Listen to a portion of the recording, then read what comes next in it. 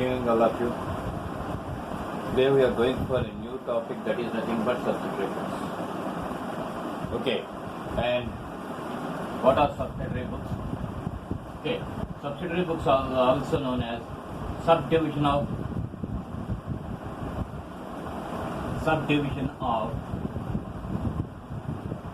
journal. Subdivision of journal. It is also known as, when we come across small businesses they will have limited transactions, and all these limited transactions we can pass through the journal, that is book of original entry. And it is also easy for us to post these journal entries into ledger account. But when the transactions are growing day by day, it will be very difficult for us to prepare the book of original entry. That is, all the journal entries we have to prepare, and again we have to post them in ledger accounts, which will be a tedious job for the business unit. Moreover, it is also a time-taking aspect, and so much clerical work will be included in that. Okay, that's why the big business people, what they will do is, whatever it may be the transactions, they will directly take those transactions and directly enter into different types of books. And all the books, they are of book of original entry. That is, all the, whatever it may be the books that they are preparing, they all belong to the book of original entry. The thing is, they will divide that into small bits, taking into account the nature of the transaction, and they will enter into that particular book. That's why it is also known as subdivision of journal. Now, when we go for subdivision of journal, okay, when we take into account subdivision, don't be of that opinion it will influence the accounting information. It will help the ledger. Because whatever may be the transaction that we are coming across, when we are dividing into different books, and when we are giving to different personnel in the accounts department, all the persons taking into account all the transactions, and they will enter into the books, and the entering of these books will help the ledger or to the main book. So that's why people, they will think about subsidiary books. And the whole thing is, to assist the accountant, to prepare the main book or the ledger. That's why we will come across subsidiary books. And these subsidiary books will come whenever the business transactions are growing day by day. Whenever we come across large transactions, all the large transactions, it is very difficult for us to prepare in book of original entry. That's why they will be basing upon the nature of transactions, they will divide that and they will enter into different type of books. And all the books, they belong to the journal only. So that's why it is also known as subdivision of journal entry. And what is the purpose of this? What is the use of this? What are the advantages? The tedious job will be reduced in passing the journal entries. Moreover, it will reduce the clerical work. And after that, it will be a time-saving aspect. When we go for subsidiary books, and when we divide the work, and when we allocate to different persons, automatically it is nothing but a time-saving aspect. So these are the various advantages that we come across in subdivision of journal. And don't be of that opinion that they are different. They won't influence, I'm telling you, they won't influence the accounting information at all.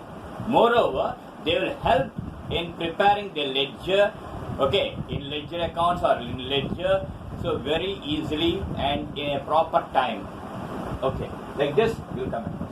And how many subsidiary books will have? We'll have 8 subsidiary books. We have 8 subsidiary books with us. And what are the 8 subsidiary books that we are having? One by one I am going to give. First one is purchases book. purchases book,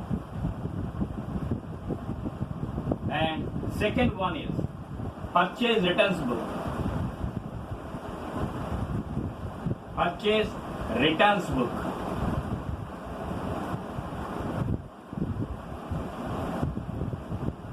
and third one is sales book,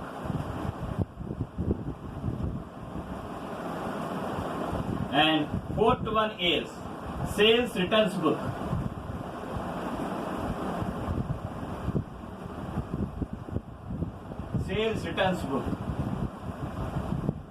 and fifth one is cash book. Okay, sixth one is bills receivable book.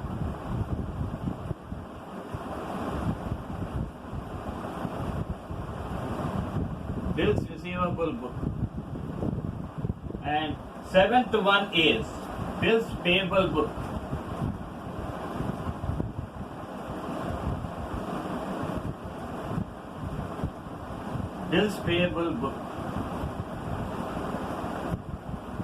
And the last one, eighth one is journal proper.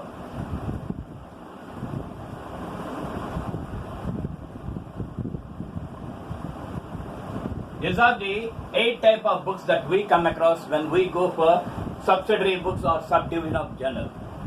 And what are these 8 books? We will learn, okay, in the next classes, one by one. Now, in Telugu. Subsidiary books అంటే సహాయక చిట్టాలు. ఏదైనా ఒక వ్యాపారం చిన్నగా ఉన్నప్పుడు దానికి తాలూకా వ్యవహారాలు కూడా తక్కువ సంఖ్యలో ఉన్నప్పుడు మనం చిట్టా ఓపెన్ చేయడానికి, చిట్టా తయారు చేయడానికి సులభం అవుతుంది.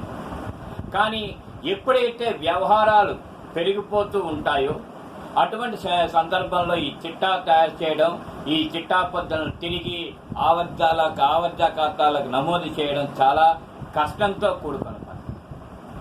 అది కాకుండా ఎక్కువ టైం తీసుకుంటుంది. అలాగే ఆ క్లరికల్ వర్క్ అంటే వాళ్ళు చేసే అకౌంటెంట్స్, అకౌంట్స్ అసిస్టెంట్స్, వాళ్ళు చేసే అకౌంట్స్ డిపార్ట్మెంట్లో వాళ్ళు చేసే పని కూడా ఓకే ఎక్కువగానే ఉంటుంది. సో ఇలాగ ఎక్కువ సంఖ్యలో మనకి వ్యవహారాలు రావడం వలన ఓకే వాటిని చిట్టాలో నమోదు చేయడం, దాని తర్వాత ఆవర్జ ఖాతాలకు నమోదు చేయడం ఇవన్నీ కష్టతరమే. కాబట్టి ఈ చిట్టాని అంటే ప్రథమ పుస్తకాన్ని మనం విభజించి వ్యవహారాల తాలూకా నేచర్ని ఆధారంగా చేసుకుని వాటి తాలూకా ప్రకృతి ఏ విధంగా ఉంది, ఆ వ్యవహారాల తాలూకా తీరుతెన్నులు ఎలా ఉన్నాయి అని ఆధారంగా చేసుకుని ఈ చిట్టా పద్ధతుల్ని 8 పుస్తకాల రూపంలో విభజించారు. అందుకనే దానికి సహాయక చిట్టాలు అన్నారు. ఇది అకౌంటింగ్ ఇన్ఫర్మేషన్ ఎటువంటి సందర్భంలోని దాని తాలూకా ప్రభావం చూపుతుంది. కేవలం ఆవర్జ తయారు చేయడానికి మాత్రమే ఇది సహాయకారిగా ఉంటుంది. అందుకని ఇది చిట్టాలోనే వస్తుంది. కానీ ఆ చిట్టాని కూడా వాటి తాలూకా నైజాన్ని ఆధారంగా చేసి ఓకే వేరు పుస్తకాలుగా విభజించి రాయడం వలన మనకి పని తొందరగా అవుతుంది, అలాగే తక్కువ శ్రమతో ఉంటుంది, అలాగే ఈ పని చేసే వారి తాలూకా టైం కూడా సేవ్ అవుతుంది, కాలం కూడా సేవ్ అవుతుంది. అందుకని ఈ సహాయక చిట్టాలని మనం తీసుకురావడం జరిగింది. ఇవన్నీ సహాయక చిట్టాల్లో భాగాలే. అందుకనే దాన్ని సబ్ డివిజన్ ఆఫ్ జర్నల్ అంటాం.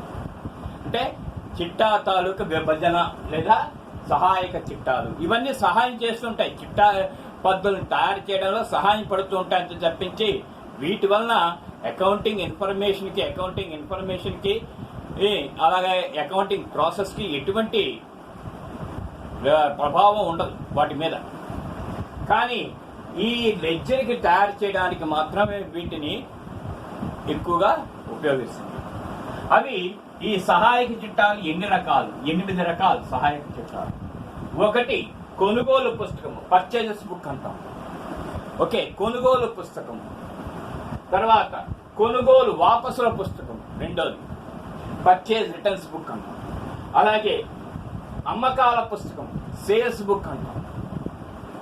దాని తర్వాత నాలుగోది అమ్మకాల వాపసు పుస్తకం సేల్స్ రిటర్న్స్ బుక్ అంటాం. దాని తర్వాత నగదు పుస్తకం క్యాష్ బుక్. దాని తర్వాత బిల్స్ రిసీవబుల్ బుక్ వసూలు బిల్లుల పుస్తకం దాని తర్వాత చెల్లింపు బిల్లుల పుస్తకము బిల్స్ పేయబుల్ బుక్ అంటాం. దాని తర్వాత అసలు చిట్ట జనరల్ ప్రాపర్. ఈ విధంగా 8 భాగాలుగా విభజింపబడుతుంది. ఈ 8 భాగాల్లోని మనం ఈ వ్యవహారాలు నమోదు చేసినట్టయితే ఆటోమేటిక్గా మనకి శ్రమ తగ్గుతుంది, కాలం కలిసి వస్తుంది, ఎటువంటి ఈ కష్టం మనకి కనిపించదు. అది మనం ముఖ్యంగా గుర్తుపెట్టుకోవాల్సింది ఏంటంటే ఎటువంటి కష్టమో మనకి కనిపించకుండా ఉంటుంది. ఓకే, ఇప్పుడు now we're going for English. Now purchases book. This purchases book, it is also known as purchase register or purchases journal or purchases day book. In any way you can call. And this purchases book, they will take into account the transactions relating to credit purchases. Credit purchases. Okay. Okay, కొనుగోలు పుస్తకం అంటాం. ఫస్ట్ది కొనుగోలు పుస్తకం.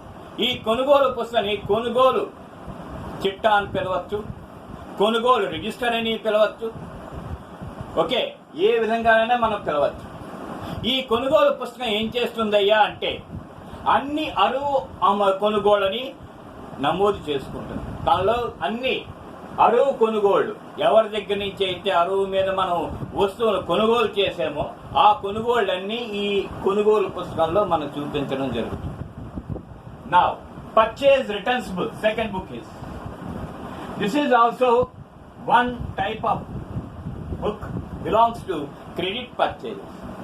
But here you have to observe that whenever the goods, when they are not in good condition, whenever there is difference in prices, okay, whenever the goods are not up to the quality, then those people, they will, now we have to return those goods to the supplier.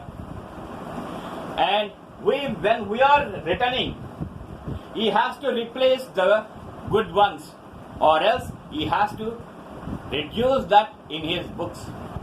And for that he has to prepare a credit note. That is, we have to prepare a credit note in our books, and he will prepare debit note. Okay, మనంగా ఎప్పుడైతే కొనుగోలు వాపసులు అంటే ఏ సరిగా పాడైపోయినా, ధరల్లో వ్యత్యాసాలు వచ్చినా, దాని తర్వాత మనకి అనుకున్నట్టుగా లేకపోయినా సరే మనం కొన్న వస్తువును తిరిగి వాపస్ చేయవచ్చు. అది వాపస్ చేసినప్పుడు మనం ఒక నోట్ రాసుకుంటాం, దాన్నే క్రెడిట్ నోట్ అని పిలుస్తాం. మనం క్రెడిట్ నోట్ ప్రిపేర్ చేయాలి, అవతల సప్లయర్ డెబిట్ నోట్ ప్రిపేర్ చేస్తాం. సో క్రెడిట్ నోట్కి ప్రత్యామ్నాయంగా డెబిట్ నోట్ ప్రిపేర్ చేయడం. ఈ విధంగా కొనుగోలు వాపసుల పుస్తకం ఉంటుంది. కొనుగోలు పుస్తకం అంటే అన్ని అరువు కొనుగోలని మనం తీసుకుని మనం ఒక చోట 1 by 1 ఒక దాని తర్వాత ఒకటి రాసుకున్నట్టయితే దాన్నే పర్చేజెస్ బుక్ లేదా కొనుగోలు పుస్తకం అంటాం. కొనుగోలు వాపసుల పుస్తకం అంటే ధరలో తేడా వచ్చినా, సరుకులు పాడైపోయినా, లేకపోతే మనకు కావలసిన నైపుణ్యత కావలసిన రీతిగా లేకపోయినా ఏ సరుకులైనా తిరిగి మనం వాపస్ చేయవచ్చు. వాపస్ చేసినప్పుడు మనం తప్పనిసరిగా క్రెడిట్ నోట్ అనే దాన్ని మనం తయారు చేయాలి. ఈ క్రెడిట్ నోట్ ఏం చేస్తుంది అంటే ఇంత విలువగల వస్తువులు మేము కొనుగోలు చేసాం, ఇంత విలువగల వస్తువులు పాడైపోయాయి కాబట్టి మేము దాన్ని తిరిగి మీకు పంపిస్తున్నాం, కాబట్టి మా పుస్తకాల్లో క్రెడిట్ నోట్ రాసుకుంటున్నాము, మీ పుస్తకాల్లో డెబిట్ నోట్ రాసుకునండి అని చెప్పేసి మనం ఒక నోట్ రాసి, క్రెడిట్ నోట్ రాసి వాళ్ళకి ఇస్తాం. ఎవరికి? సప్లయర్కి ఏం చేస్తాడంటే మనకి డెబిట్ నోట్ పంపిస్తాడు. అలాగే ఈ సరుకులు పాడైపోయాయి కాబట్టి మీరు వాపస్ చేశాక నేను తీసుకుంటాను కాబట్టి దాంతో పాటుగా ఈ డెబిట్ నోట్ కూడా మీకు పంపిస్తున్నాను. ఇది మనకి ఎందుకు ఎలా చేస్తామంటే మనం కొనుగోలు చేస్తున్నాం కాబట్టి కొనుగోలు చేసి ఆ కొనుగోలులో కొంత సరుకును మనం తిరిగి వాపస్ చేస్తున్నాం కాబట్టి పర్చేజ్ చేసినప్పుడు మనం డెబిట్ బ్యాలెన్స్ చూపిస్తాం. సో క్రెడిట్ బ్యాలెన్స్ చూపించినట్టయితే ఇంత విలువగల వస్తువులు మేము క్రెడిట్ వైపు చూపించామని చెప్పడం. అవతల సప్లయర్కి ఏముంటుంది, సేల్స్ చేశాడు కాబట్టి సేల్స్ని వాడు క్రెడిట్ సైడ్ చూపించుకుంటాడు కాబట్టి ఇంత వస్తువులు తిరిగి నాకు వాపసు వచ్చేసాయి కాబట్టి అమ్మకాల వాపసు అని చెప్పేసి వాడు డెబిట్ నోట్ మనకి పంపిస్తాం. ఎప్పుడైతే మనం క్రెడిట్ నోట్ పంపి వాడు డెబిట్ నోట్ పంపినట్టయితే అప్పటితో ఆ వ్యవహారం ముగిసిపోతుంది. దాని తర్వాత next we are going for sales book. Okay, sales book. Whatever it may be the credit sales, here also same. Whatever it may be the credit sales that we make, we have to record in a separate book, and that book is nothing but sales book. Okay, whatever it may be, the sales that we make on credit. Every businessman, he can do his business both for cash as well as for credit.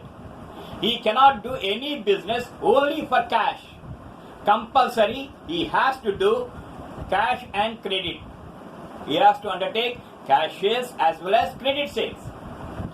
Then only he can do any business. So whenever we are selling on credit, those credit items, those sales, we have to record in a separate book, and that book is known as sales book. తెలుగులో చెప్పారు. అమ్మకాల పుస్తకం, అన్ని అరువు అమ్మకాలని రాసే పుస్తకాన్ని అమ్మకాల పుస్తకము అంటాం. ఏ వ్యాపారస్తుడైనా కేవలం నగదుకి మాత్రమే వ్యాపారం చెయ్యలేడండి. తప్పనిసరిగా నగదు ఉండాలి, అరువు ఉండాలి. ఈ రెండు ఉన్నప్పుడే అతను వ్యాపారం సజావుగా చేయగలడు. అలాగే కేవలం అరువుకి మాత్రమే అమ్మకాలు చేయకూడదు, అలాగే కేవలం నగదుకు మాత్రమే అమ్మకాలు చేయకూడదు. రెండు మనం తీసుకుని ఉండాలి. అప్పుడు మాత్రమే అతని తాలూకు వ్యాపారం అభివృద్ధి చెందుతుంది. ఇది ఎందుకంటే అమ్మకం అరువు మీద చేసామనుకోండి, మనకి డబ్బులు ఇచ్చి ఇవ్వవలసిన వాళ్ళు కొంతమంది ఉంటారు. దానివల్ల మనకి ఒక క్రెడిట్ రెగ్యులర్ కస్టమర్స్ ఉంటారు, ఎక్కడికి పోరు. ఎందుకంటే అరువు మీద సరుకులు ఇస్తున్నాడు కాబట్టి తప్పనిసరిగా వాడికి పైసలు ఇవ్వాలని చెప్పేసి మనం వెళ్తాం అదే కొట్టుకి. కాబట్టి వాడికి రెగ్యులర్ కస్టమర్స్ కావాలి. రెగ్యులర్ కస్టమర్స్ ఉంటే ఆటోమేటిక్గా కొత్త వాడు మనకి రావడం జరుగుతుంది. అదే క్యాష్ నగదుకి చేశాడు అనుకోండి, ఈ రోజు కొంటాం, రేపు పొద్దున్న ఇసుక పుడితే వేరే చోటుకు పోయి కొంటాం. సో అందుకని ఏ వ్యాపారస్తుడైనా సరే తన వ్యాపారం అభివృద్ధి చెందాలి అంటే నగదుకి కొనుగోలు అమ్మాలి, అలాగే అరువుకి అమ్మాలి. సో అలాగా అరువుకి అమ్మిన పుస్తకాలన్నీ అమ్మకాలన్నింటినీ మనం అమ్మకాల పుస్తకంలో నమోదు చేయాలి. Next sales returns book. Okay, whatever it may be the goods that are not in good condition, and when there are price differences, and when they are not up to his mark, then he will return the goods to us. Whenever he is returning the goods to us, we have to accept, because how we are returning the goods to the supplier, in the same way the customers, they will return the goods to us. So they will prepare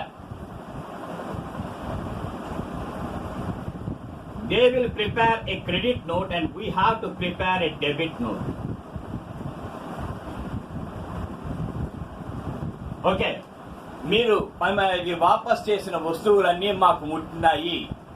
okay, మీకు అమ్మినప్పుడు మిమ్మల్ని credit వైపు మేము చూపించుకోవడం జరిగింది, మీరు వాపస్ చేసిన అమౌంట్ని మేము తగ్గించుకోవడం జరిగింది అని చెప్పేసి మనం ఒక డెబిట్ నోట్ రాయాలి. సో ఈ విధంగా మన డెబిట్ నోట్ రాసినప్పుడు అవతల వ్యక్తి క్రెడిట్ నోట్ రాస్తారు. ఇందాక చెప్పినట్టే మనం ఎలా అయితే క్రెడిట్ నోట్ రాస్తున్నామో అలాగే వాళ్ళు క్రెడిట్ నోట్ రాస్తారు. దానికి ప్రత్యామ్నాయంగా మనం డెబిట్ నోట్ రాయాలి తప్పనిసరి. ఓకే, ఈ విధంగా అమ్మకాల వాపసు పుస్తకం ఉంటుంది. Okay, so once again I'm repeating, when we go for subdivision of journal, we are having 8 books, and first one is purchasers book, second one is purchase returns book, third one is sales book, fourth one is sales returns book, and fifth one is cash book, sixth one is bills receivable book, seventh one is bills payable book, and eighth one is general proper. తెలుగులో ఆ కొనుగోలు పుస్తకము, కొనుగోలు వాపసుల పుస్తకము, అమ్మకాల పుస్తకము, అమ్మకాల వాపసుల పుస్తకము, నగదు పుస్తకము, వసూలు బిల్లుల పుస్తకము, చెల్లింపు బిల్లుల పుస్తకము, అసలు చిట్టా. ఈ విధంగా 8 రకాలుగా ఉంటుంది. కొనుగోలు పుస్తకంలో అన్ని కొనుగోళ్లు, అరువు కొనుగోళ్లు ఉంటాయి. In purchase book will come across all credit transaction, all credit purchases of goods. And purchase returns book, okay, whatever it may be the amounts, whatever it may be the quantities that we are returning back, those entries will be written. And we have to prepare a credit note stating that this much quantity of goods are not in good condition. So like that, we have to prepare a credit note. Whatever with, and we have to send that along with the goods.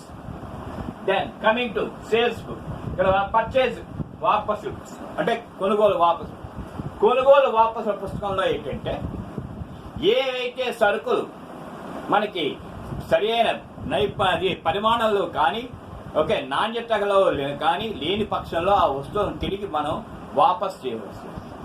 ఈ వాపస్ చేసిన అంశాలన్నింటినీ వేరే ఒక పుస్తకంలో prepare చేసి దానికి తోడుగా మనం ఒక క్రెడిట్ నోటు రాసి పంపించవచ్చు. ఇది కొనుగోలు వాపసుల పుస్తకం. Now coming to sales book, okay, whatever it may be the credit sales that we are making, we have to separate that and we have to write in a separate book. That is nothing but sales book. అమ్మకాల పుస్తకంలో అన్ని అరువు అమ్మకాలని మనం ఏవైతే అరువు అమ్మకాలు చేసినామో వాటన్నిటినీ మనం ఒక ప్రత్యేకమైన పుస్తకంలో రాయాల్సి ఉంటుంది. దాన్ని అమ్మకాల పుస్తకం అంటారు. Next sales returns books, whatever it may be the goods that we're getting, that worth of goods, okay, we have to show that in a separate book known as sales returns book. And we have to prepare a debit note, like that other person he will prepare a credit note and we have to prepare a debit note and we have to give them. So thereby we will come to know about the net sales, what we have done. Here also we will come to know whatever it may be net purchases that we have done. ఇలాగా అమ్మకాల వాపసుల పుస్తకం ఎంత విలువగల వస్తువులు మనం తీసుకుంటున్నాము, okay, కొనుగోలుదారు నుంచి మనం ఎంత విలువగల వస్తువులు తీసుకుంటున్నామో అది మనం ప్రత్యేకంగా ఒక పుస్తకంలో రాసి దానితో పాటుగా ఒక డెబిట్ నోట్ కూడా రాయవలసి ఉంటుంది. దాన్నే అమ్మకాల వాపసుల పుస్తకము అంటారు. ఓకే, ఇలా చేయడం వల్ల మనకి నికర కొనుగోలు ఎంత, అలాగే నికర అమ్మకాలు ఎంత అనేది మనకు తెలుస్తుంది. దీని తర్వాత వచ్చేది ముఖ్యంగా గుర్తుంచుకోవాల్సిన అంశము క్యాష్ బుక్, నగదు పుస్తకం. అంటే నగదు వ్యవహారాలన్నింటినీ we record all cash transactions, whether we receive cash or whether we pay cash, all cash transactions are recorded in this book.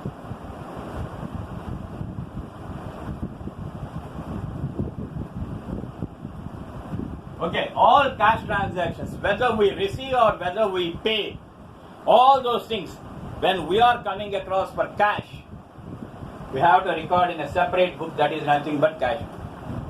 అన్ని నగదు వ్యవహారాలని అంటే వసూళ్లు కానీ చెల్లింపులు కానీ ఏదైనా సరే నగదుకు చేసినట్టయితే దాన్ని సెపరేట్గా ఒక పుస్తకంలో రాస్తాం, దాన్నే క్యాష్ బుక్.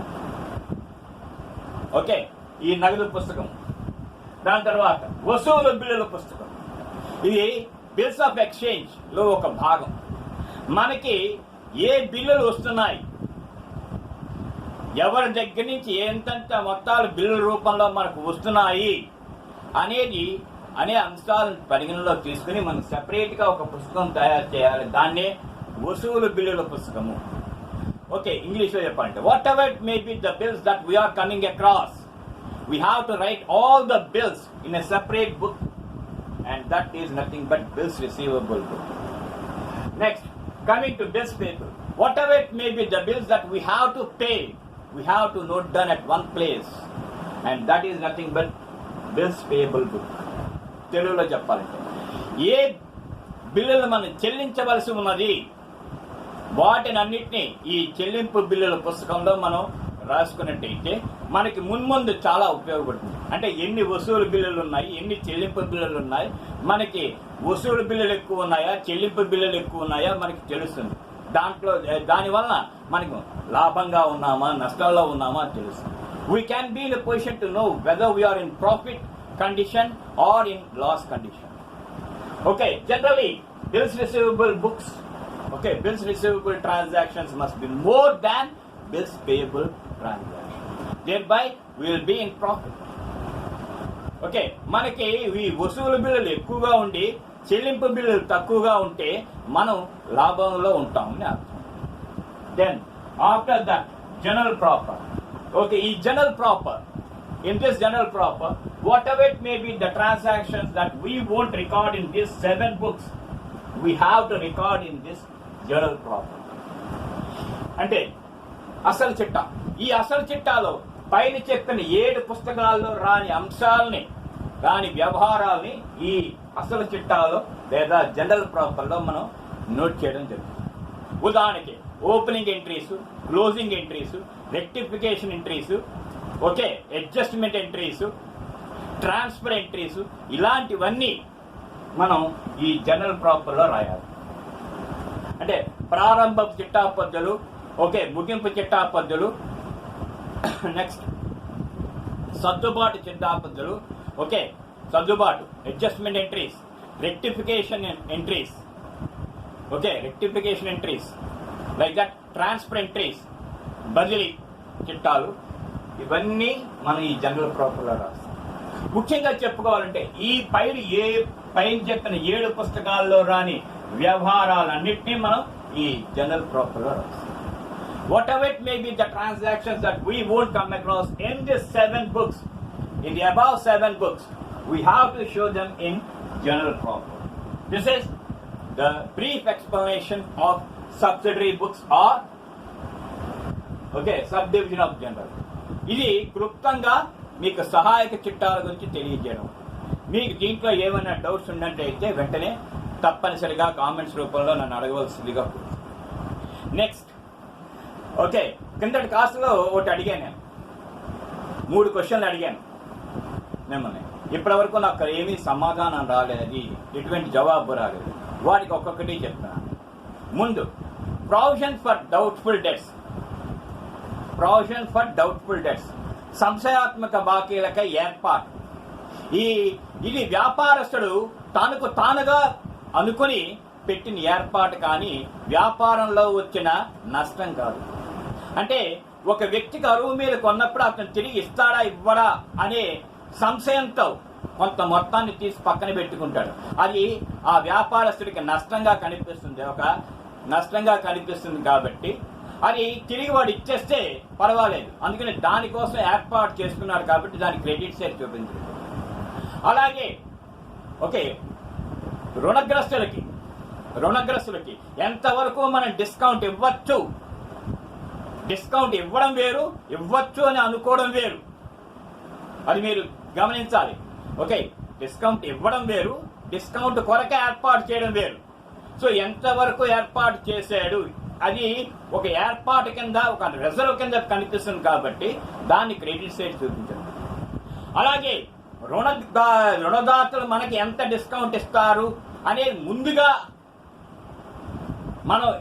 మనంగా ఊహించుకున్నట్టయితే అది ఒక విధంగా మనకి నష్టమే. ఎందుకంటే వాళ్ళు ఇస్తారో ఇవ్వరో తెలియదు, కానీ ముందుగా మనం అది ఏర్పాటు చేసేసుకుంటున్నాం అంటే మనకి ముందుగా ఒక నష్టంగా కనిపిస్తుంది కాబట్టి దాన్ని డెబిట్ సైడ్ చూపిస్తాము. అలాగే రుణగ్రస్తుల నుంచి ఏమైనా సంశయాత్మక బాకీలు ఉంటాయా ఉండవా అనే దృష్టితో ఇలా ఉన్నట్టయితే మనకి ఎలాగుంటుంది, ఏ విధంగా ఉంటుంది అనేది ఊహించుకుని మనంగా వ్యాపార తనకు తానుగా ఊహించుకుని ఏర్పాటు చేసింది కాబట్టి దాన్ని క్రెడిట్ వైపు ఒక రిజర్వ్ కింద ఏర్పాటు చేస్తుంది. సో దీనికి ఈ 3 ప్రశ్నలకి జవాబులు ఈ విధంగా ఉంటుంది. కాబట్టి మీరు ఇది అర్థం చేసుకుని నాతో సహకరించవలసిందిగా, అలాగే తప్పనిసరిగా నా వీడియో క్లాసెస్ని సబ్స్క్రైబ్ చేయమని కోరుకుంటున్నాను. Thank you. Thank you once for all.